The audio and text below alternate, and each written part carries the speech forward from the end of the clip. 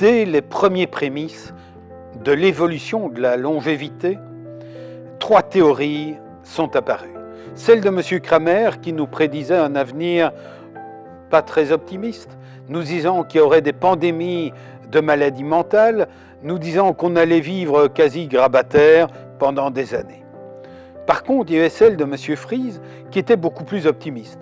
À la limite, il nous disait, pour caricaturer, qu'on allait tout remplacer, qu'on n'aurait plus aucune pièce d'origine, mais qu'on vivrait très longtemps et très heureux.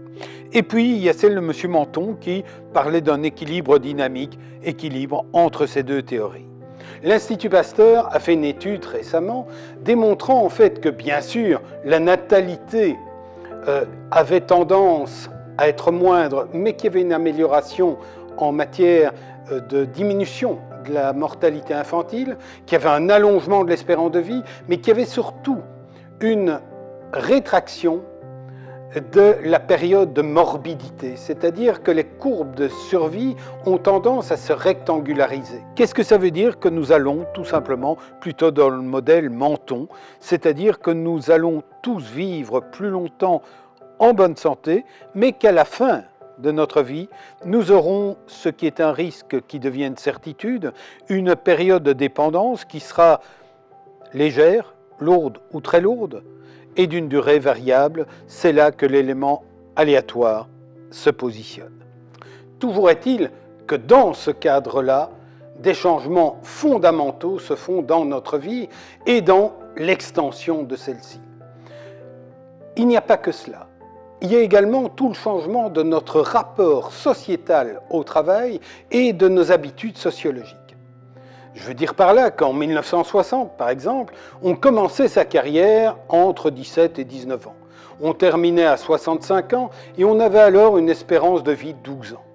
On participait en apportant des cotisations à la sécurité sociale durant 58% de notre vie. Aujourd'hui, on commence sa carrière entre 20 et 22 ans, on la termine en moyenne à 59 ans et il y a 19 années d'espérance de vie.